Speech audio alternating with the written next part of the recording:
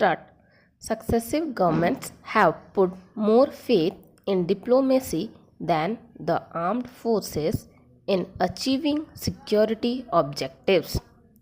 Diplomacy can accomplish little in the absence of strategic vision and resolve or adequate leverage.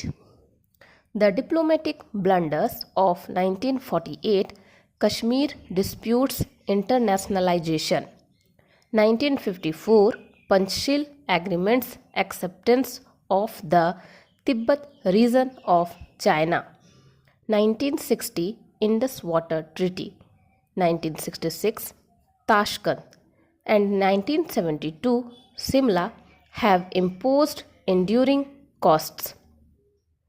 Worse still, India has learnt little from its past. Today, with China's multi-thrust aggression, history is repeating itself, underscored by a common Indian refrain that Beijing has betrayed India's friendship. China's latest stab in the back raises key questions not about Beijing, which consistently employs deception, concealment, and surprise in peacetime, but about India. What explains India's hug then repent proclivity over the decades? Why has India repeatedly cried betrayal not by friends but by adversaries in whom it reposed trust? Why has Indian diplomacy rushed to believe what it wanted to believe? What makes India keep repeating the cycle of bending over backward to court a foe and then failing to see aggression coming? Why does India stay at the receiving end? Why has it never repaid China? One reason history repeats itself is that virtually every prime minister, although unschooled in national security at the time of assuming office, has sought to reinvent the foreign policy wheel rather than learn from past blunders.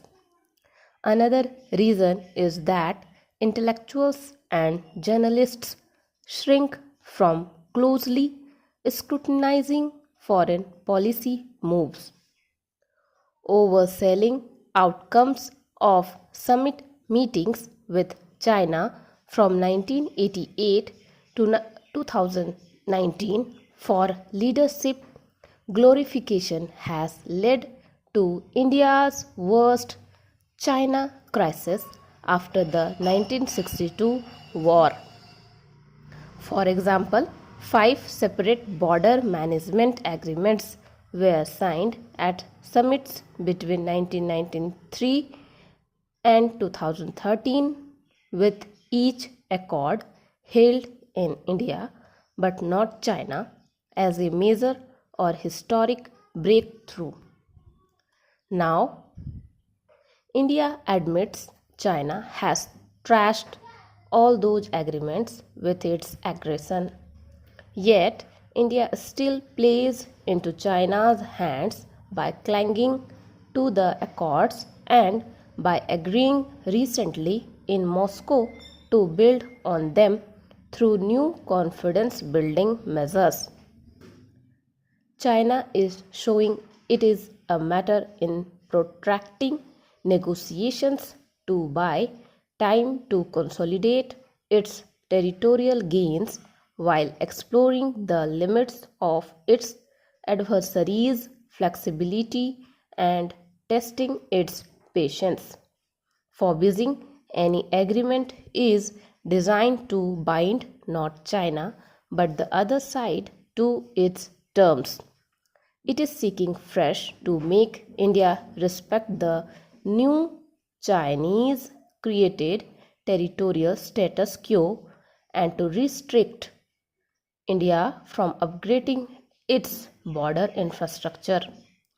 China's foreign minister claims the consensus reached at Moscow is to meet each other halfway. Stop.